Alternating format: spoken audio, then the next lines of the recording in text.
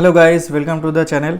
तो इस वीडियो में हमारा टॉपिक है कि एड्रीनालिन जो है वो कैसे हमारे मायोकार्डियल वेंट्रिकुलर मायोकार्डियल के कॉन्ट्रैक्टिलिटी को इंक्रीज़ करता है। क्योंकि एड्रीनालिन जब काम करता है तब 3 इफ़ेक्ट होता है हार्ट पे, जो जिसमें से 2 हम देख चुके हैं। वो 3 क्या क्या है? एक इंक्रीजेज हार्ट रेट जिसे बोलते हैं पॉजिटिव आइनोट्रोपिक इफ़ेक्ट, जो हम पिछले कुछ वीडियो में देखे हैं। ये जो सिंपैथेटिक सिस्टम का इफेक्ट था, क्या था? Increases heart rate. जब एसए नोड पे काम करता है, एसए नोड पे काम करने के लिए हार्ट रेट इंक्रीज़ होता है। अगर एवी नोड पे काम करेगा तो वो इंक्रीज़ करेगा कंडक्शन को, जिसे बोलते हैं हम पॉजिटिव ड्रोमोट्रोपिक इफेक्ट। और एक काम करता है बीटा रिसेप्टर वेंट्रिकुलर मायोकार्डियल जो सेल होता है, मायोकार्डियल कॉन्ट्रैक्टाइल सेल होता है, वहाँ पे काम करने से इंक्रीज़ करता है वेंट्रिकुलर कॉन्ट्रैक्टिलिटी को। क्या? एड्रीनालिन मतलब ये एक एज एन एग्जांपल देख रहे थे एड्रीनालिन के थ्रू सिंपैथेटिक नर्वस सिस्टम का। मतलब सिंपैथेटिक ओवर एक्टिविटी जब होता है, मतलब एक्टिविटी जब होता है, तब वो एड्रीनालिन या फिर नॉर एड्रीनालिन के through heart rate, ventricular myocardial contractility और एवी नोडल कंडक्शन को रेगुलेट करता है। वो कैसे? As an example of adrenaline हम देख ले रहे हैं। तो एड्रीनालिन जब काम करेगा वो बीटा 1 रिसेप्टर पे काम करेगा, जो कि होता है वेंट्रिकुलर मायोकार्डियल वॉल पे ही रहता है। वो इंक्रीज़ करता है मायोकार्डियल कॉन्ट्रैक्टिलिटी को।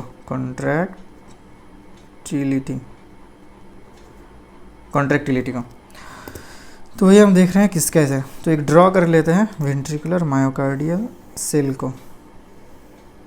तो पिछले वाले वीडियो में हम देखे थे कि वेंट्रिकुलर मायोकार्डियम कैसे नॉर्मली कॉन्ट्रैक्ट करता है। ठीक है, कैसे कॉन्ट्रैक्ट करता है नॉर्मली? कि ये देखें तो जो घटनाएं होता है प्लेटो फेज में कैल्शियम इन्फ्लक्स होता है। क्योंकि प्लेटो फेज में प्लेटो फेज क्यों हो रहा था? 2 आयन्स की वजह से हो रहा था। एक था पोटाशियम इफ्लक्स और कैल्शियम इन्फ्लक्स। ये दोनों बैलेंस कर रहा था एक दूसरे को। इसकी वजह से पोटेंशियल में कोई चेंज नहीं हो रहा था और वो प्लेटो फेज में था। अभी जो कैल्शियम आ रहा था वो सार्कोप्लाज्मिक रेटिकुलम को इंड्यूस कर रहा था। मतलब जो सेल का जो एंडोप्लाज्मिक रेटिकुलम होता है, जिसे मसल के लिए हम सार्कोप्लाज्मिक रेटिकुलम बोलते हैं, उसको इंड्यूस कर रहा था कैल्शियम रिलीज़ करने के लिए।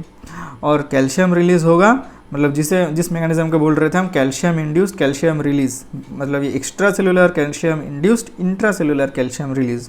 ये स्पेसिफिक जो प्रॉपर्टी है कार्डियक मसल के लिए है। ये वाला specific topic specific for cardiac muscles. Okay, तो इसकी वजह से एक्स्ट्रा कैल्शियम सीक्रेट हो रहा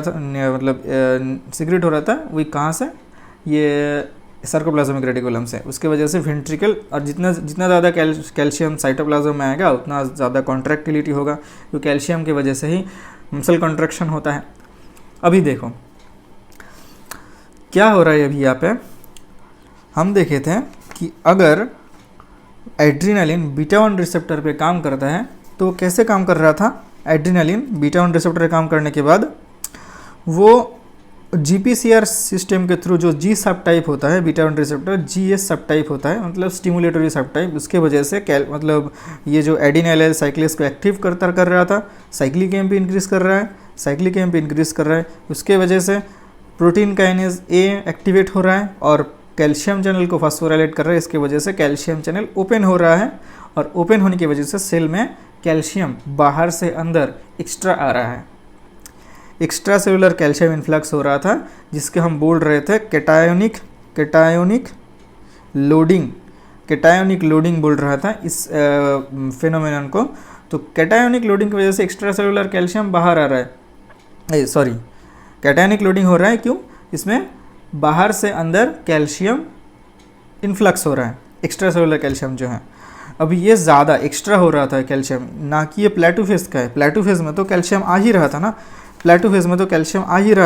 अभी एड्रीनालिन एक्स्ट्रा कैल्शियम बाहर से आ रहा है, लेके आ रहा है। तो एड्रीनालिन वो क्या कर रहा है एक्चुअली? एड्रीनालिन यहाँ पे देख लेते हैं। ये जो एड्रीनालिन है ये क्या कर रहा था? इंक्रीजेस कैल्शियम, एक्स्ट्रा सेलुलर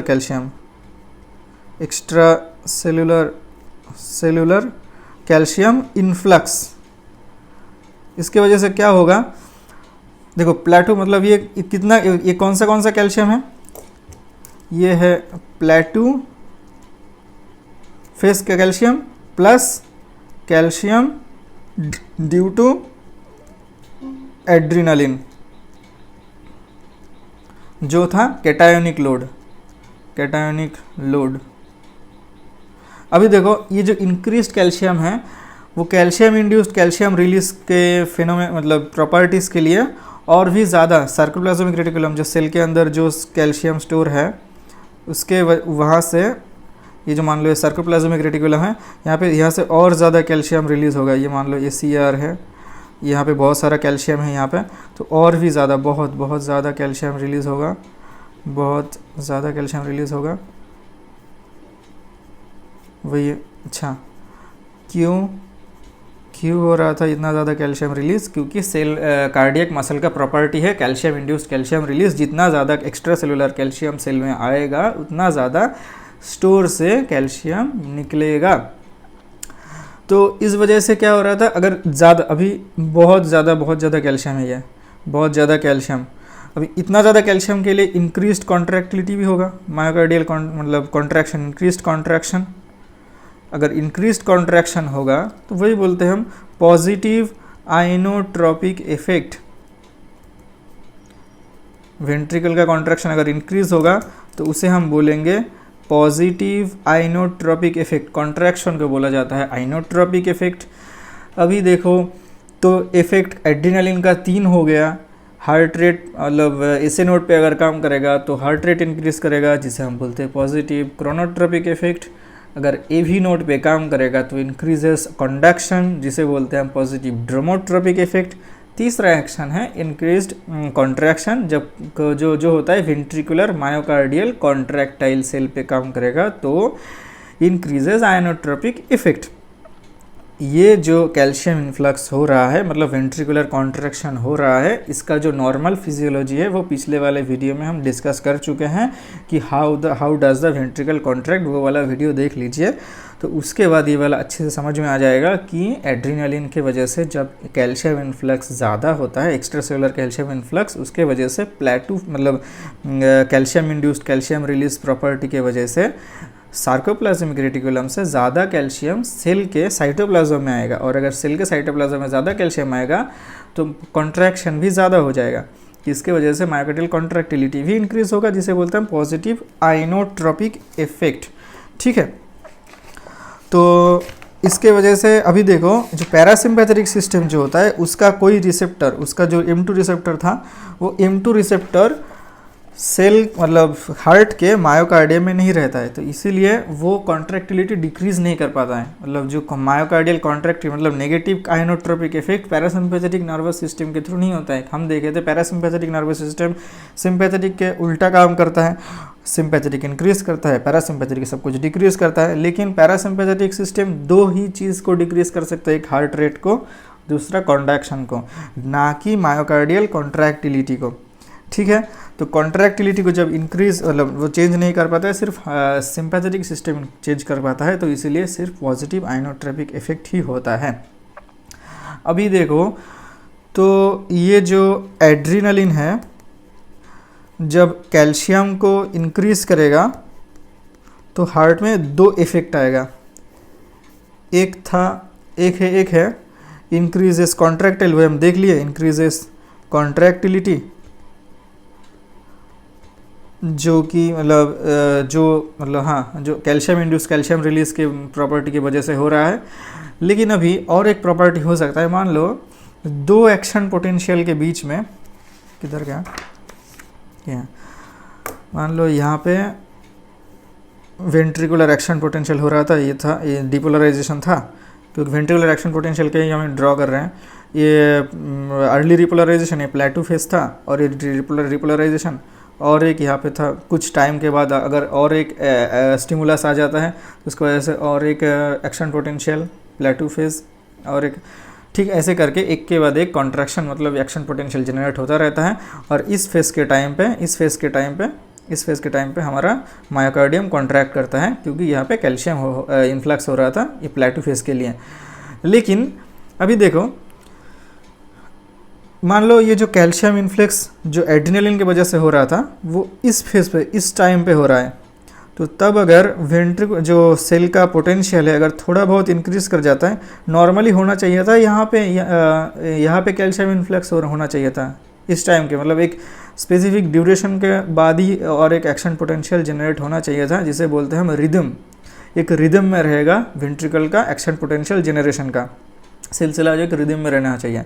मतलब यहाँ पे एक एक्शन पोटेंशियल जनरेट हो जाएगा। क्यों?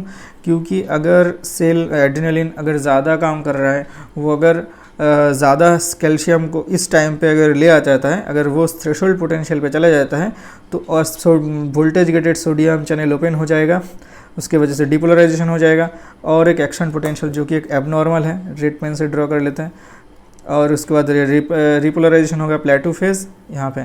तो इस टाइम पे, जब इस टाइम पे होना चाहिए था कॉन्ट्रैक्शन, इस टाइम पे भी हो रहा है कॉन्ट्रैक्शन, लेकिन ये वाला जो एक्शन पोटेंशियल है ये यहाँ पे होना नहीं चाहिए था, ये डिपोलराइजेशन होना नहीं चाहिए था, तो इसका रिदम जो भंग हो रहा है वो ये एबनॉर्मल रिदम है ये। तो एबनॉर्मल रिदम को हम क्या बोलते हैं? एरिदमिया। एरिदमिया, क्योंकि एक स्पेसिफिक टाइम ड्यूरेशन के बाद ही नेक्स्ट इम्पल्स जनरेट होना चाहिए था, लेकिन यहाँ पे उसके आगे ही ये और एक एक्शन पोटेंशियल प्रोड्यूस हो जा रहा है, तो इसके वजह से इसका रिदम भंग हो रहा है, जिसे हम बोल रहे हैं एरिदमिया। अभी देखो तो वही हम लिख लेते हैं। तो एक तो कॉन्ट्रैक्टिलिटी इंक्रीज़ किया, जो कि एक अच्छा फिनोमेनन है, लेकिन और एक काम क्या किया, रेस्टिंग मेम्ब्रेन पोटेंशियल को ये इंक्रीज़ करता है थ्रेशोल्ड पे, जो क्या करता है, अर्ली करता है, जहाँ पे होना नहीं चाहिए था, अर्ली होना नहीं चाहिए था। इसके वजह से प्रोड्यूसेस एपी होगा, एक्शन पोटेंशियल जनरेट होगा, और जो कि एक नॉट एन नॉर्मल पोटेंशियल ये होता है, एबनॉर्मल होता है, इसलिए इसे बोलते हैं। और ये क्या है, आगे हो रहा है, इसलिए हम जो एक्शन पोटेंशियल ज़्यादा होगा, और ज़्यादा अगर होगा तो हार्ट मतलब कॉन्ट्रैक्टिलिटी इंक्रीज़ कर जाएगा, और इंक्रीज़ मतलब वो टैकी, उससे हम देते हैं टैकी मतलब ज़्यादा, और क्योंकि एबनॉर्मल है, एरिदमिया है ये, तो इसे बोलते हैं टैकी एरिदमिया। तो इसके वजह से एड्रेनालिन के वजह से दो इफेक्ट होता है, एक तो कॉन्ट्रैक्टिलिटी इंक्रीज़ हो सकता है, जिसे हम पॉजिटिव आइनोट्रोपिक इफेक्ट बोलते हैं, और दूसरा एरिदमिया हो सकता है, कार्डियक एरिदमिया, जो कि होता है टैकी एरिदमिया। क्यों होता है वही हम डिस्कस किया, क्योंकि अर्ली ये एक्शन पोटेंशियल जनरेट हो जा सकता है, कैल्शियम इन्फ्लक्स की वजह से रेस्टिंग मेम्ब्रेन थ्रेशोल्ड पे पहुंच जाएगा, तो voltage gated sodium channel open हो जाएगा, इसकी वजह से और एक एक्शन पोटेंशियल प्रोड्यूस हो जाएगा। इस वजह से जो एड्रेनालिन का एक बहुत बड़ा साइड इफ़ेक्ट होता है कि टैकी एरिदमिया कर सकता है, जो एक डेडलीस्ट साइड इफ़ेक्ट होता है, वो हमारा डेथ भी हो सकता है इसके वजह से, इसीलिए एड्रेनालिन को कॉशियसली यूज़ किया जाता है। तो यही था इस वीडियो में हमारा टॉपिक कि एड्रेनालिन कैसे हमारा मायोकार्डियल कॉन्ट्रैक्टिलिटी को इंक्रीज़ करता है, और उसका कुछ extra clinical point of view देख चुके हैं क्यों ये टैकी एरिदमिया करता है। तो इतना ही था इस वीडियो में, मिलते हैं नेक्स्ट वीडियो में, टिल देन गुड बाय।